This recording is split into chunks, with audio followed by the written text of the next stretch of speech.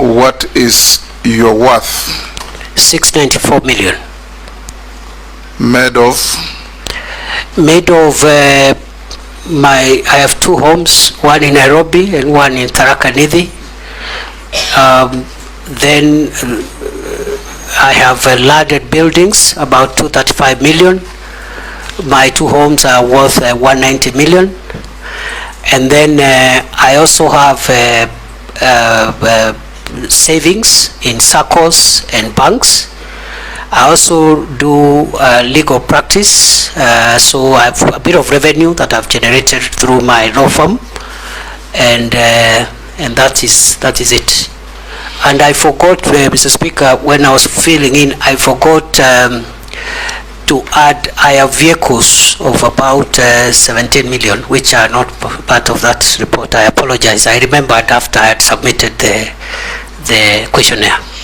Honorable members, we received memoranda from one Eliud Karanja Matinde, Isaac Alwacher, Joseph Hughes, a 10-year ID. Just take into account that an ID in this country is everything. You can't enter a supermarket, you can't open a bank account. The old and PWDs cannot access social safety net funds without an ID. Now, if you are going to have that ID last for 10 years, then you must put in place a seamless renewal process so that people don't suffer because of failure to renew an ID card. And you, as if you are approved to go back to office, I would want to see that you draft regulations that will guide and manage renewal of IDs and bring to Parliament for approval. The second issue I want to ask you, nobody asked you, prisons fall under your authority if you are approved. What are you doing, or what do you propose to do about prison reforms? I remember when we were senators and we went with you to Kitui and we found prisoners literally half naked, poorly dressed and looking like they were very poor hygienic conditions in which they were operating. What are you going to do, if approved, in prison reforms to make prisons more humane? And also, what are you going to do to reverse the continuing stealing and grabbing of public land occupied by prisons in the country, which is going on all over? Thirdly, the new constitution allows Kenyans who had left the country, taken greener pastures and acquired citizenships of other countries to reacquire Kenyan citizenship on application. That's what the constitution says. But we get a lot of communication and phone calls from Kenyans out there who are struggling to reclaim their citizenship because they have either British or American or whatever citizenship. What are you doing to simplify? Because the constitution says you reclaim your citizenship on application. What are you going to do to simplify the process of reclaiming citizenship by Kenyans who lost their citizenship?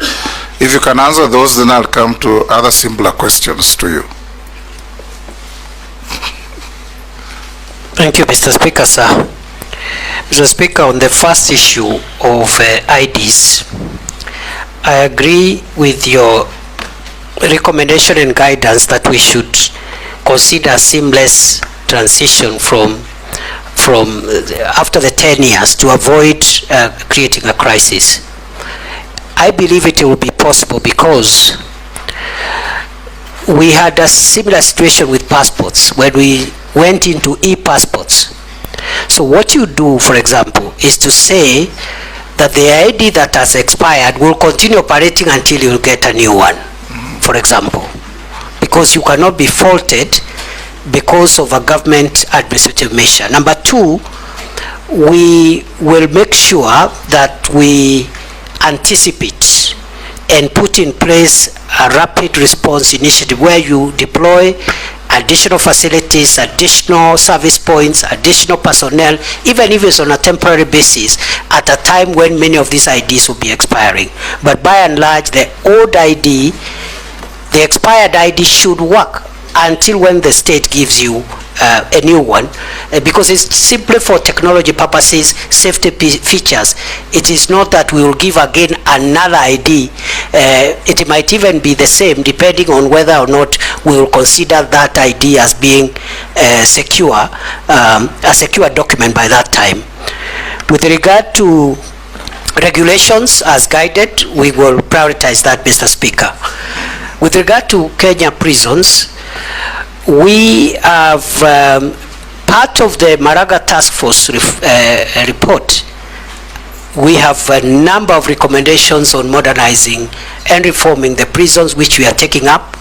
I have prepared a CAB memo which had not been submitted to cabinet, but I'm sure if I'm reappointed, that will be a priority. And the areas of reform include making the prison enterprises more productive by investing in better technology in their workshops to make sure they produce more competitive goods which are affordable.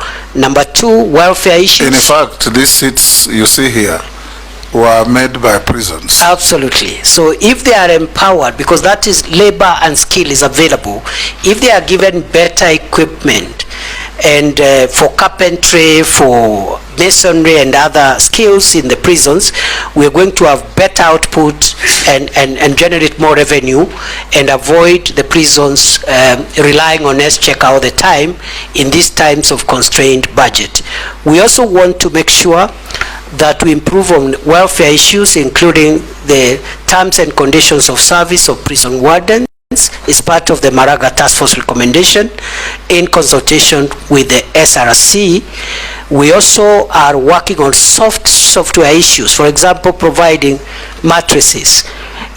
We have a program called One Prisoner, One Mattress program, where up to now we have provided 10,000 from our budget, but also with the support of other partners, and we want to make sure that every prisoner at least has a mattress, as we even work on physical facilities and the housing for our prison warders. We want to construct 28,000, and we have already, I think, I don't have the figures right now, but I think we've done nearly 500 in different prison facilities. We want to do 28,000, which should almost meet the entire demand, because that is almost the population of our prison personnel complement.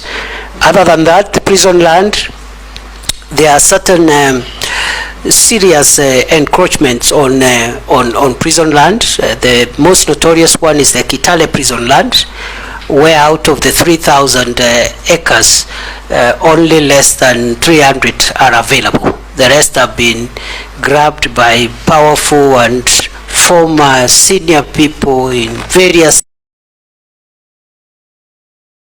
administrations and their friends.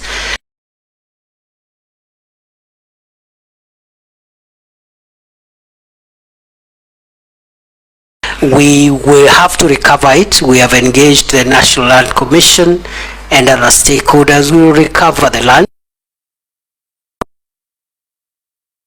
Say that every prison land must have a title deed. Many of our prison lands are not titled, so we are working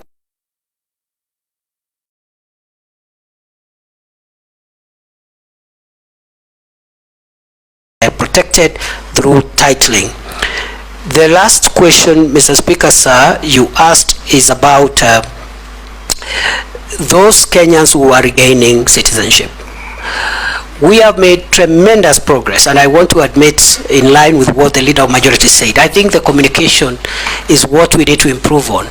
We have made tremendous improvement and reformship applications by foreign nationals who want to be Kenyans, but also by Kenyans who had lost their nationality before the 2010 constitution and are now entitled to reapply. When I came to office, there were 2,700 pending applications.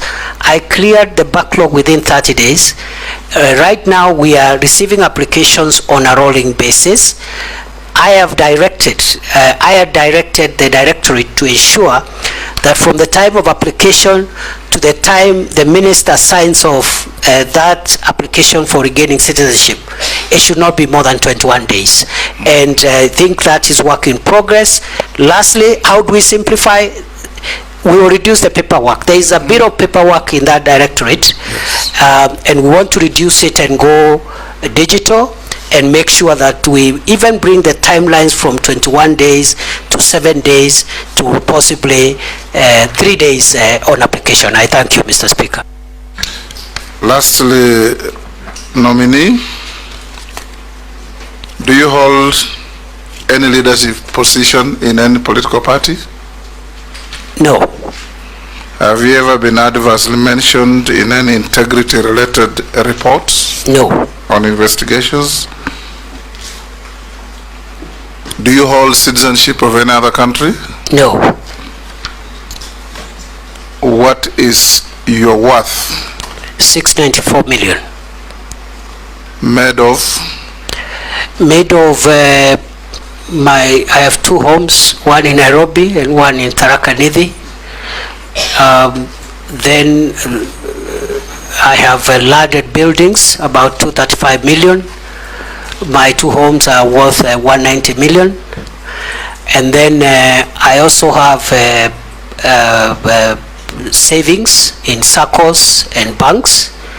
I also do legal practice, so I have a bit of revenue that I've generated through my law firm, and that is it. And I forgot, Mr. Speaker, when I was filling in, I forgot to add, I have vehicles of about 17 million, which are not part of that report. I apologize. I remembered after I had submitted the questionnaire. Honorable members, we received memoranda from one Eliud Karanja Matindi, Isaac Alwacher, Joseph